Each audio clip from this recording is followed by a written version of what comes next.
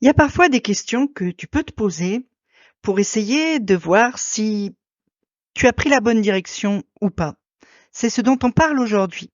Bonjour et bienvenue sur cette chaîne Réussir demain au lycée. Je suis Nathalie Mougel et je suis coach en réussite scolaire. J'aide les lycéens à obtenir les résultats qu'ils méritent et l'orientation qu'ils souhaitent et je soutiens leurs parents qui les accompagnent sur ce chemin. Donc aujourd'hui, cette question que tu pourrais avoir intérêt à te poser si tu veux transformer ton quotidien.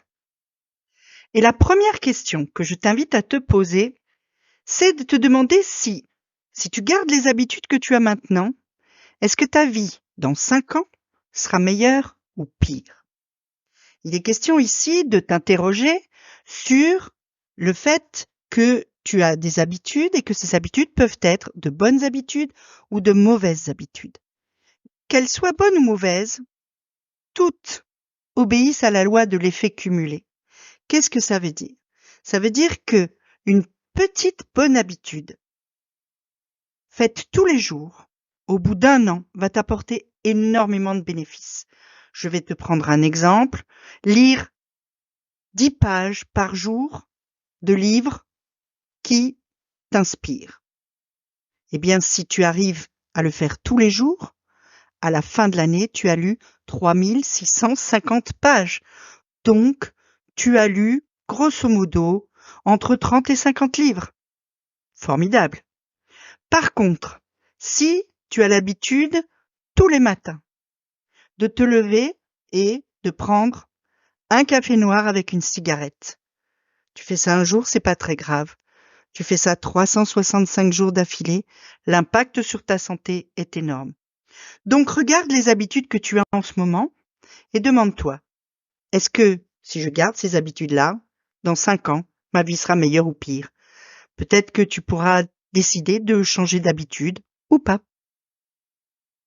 La deuxième question que tu peux te poser, c'est de savoir si tes actions sont alignées avec la vie que tu veux ou avec la vie que les autres attendent de toi. N'oublie jamais que la vie que tu vis, c'est la tienne et que chaque action que tu fais a des conséquences et que cette action soit choisie par toi ou par quelqu'un d'autre, celui qui va l'assumer les conséquences, c'est toi. Donc, fais tes propres choix, c'est vraiment important. Fais tes choix en fonction de la personne que tu veux être dans 5 ans, dans 10 ans, en fonction de ce que tu veux pour toi, de ce que tu penses être bon pour toi, et essaye de ne pas trop te laisser guider par l'avis des autres. Dans le même ordre d'idées, troisième question, qui est-ce qui fait ressortir le meilleur de moi-même, le meilleur de toi-même? Quelqu'un a dit que nous sommes la moyenne des 5 personnes que nous fréquentons le plus. Je crois que ça veut dire que c'est une bonne idée de bien choisir les gens que tu fréquentes, les gens qui t'entourent, et de choisir des gens qui te permettent d'être toi, de t'améliorer, de progresser et d'être chaque jour un peu meilleur. La question suivante, elle a trait aussi à ton attitude vis-à-vis des autres. Si tu mettais en place plus de limites, quelle partie de ta vie en profiterait le plus? Et là, il est question d'apprendre à dire non. Parce que tu es sollicité souvent, probablement, comme tout le monde. Des gens te demandent de faire ci, de faire là, de les aider à ci, de les soutenir pour ça, de faire ça parce que ça les intéresse que tu le fasses, etc. Parfois même de faire pour eux. Et si tu ne sais pas dire non, eh bien, tu vas toujours faire pour les autres et tu ne vas jamais faire pour toi parce que tu n'auras pas le temps.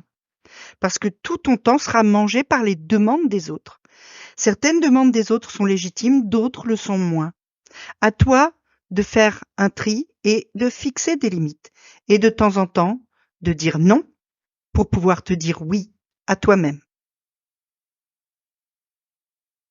Tu peux aussi te demander quelle est l'action que tu peux faire aujourd'hui et qui va avoir un impact durable dans le futur. Comme on a dit tout à l'heure, tes actions ont forcément des conséquences. Donc, quand tu agis, avant de le faire, demande-toi si les conséquences de ce que tu t'apprêtes à faire seront positives pour toi ou pas. C'est-à-dire réfléchis à l'impact de ce que tu te prépares à faire, des choix que tu es en train de faire, etc. Et demande-toi si cet impact est un impact que tu veux, un impact qui t'intéresse, un impact qui est bon pour toi, ou si finalement c'est peut-être pas une si bonne idée que ça. Demande-toi quelle carrière va te permettre de gagner assez d'argent, va te permettre de t'épanouir et va te permettre d'avoir un vrai impact.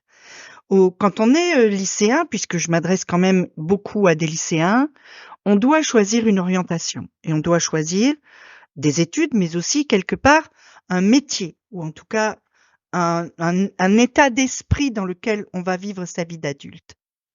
Et bien souvent, on oublie un de ces 3 critères, peut-être même 2.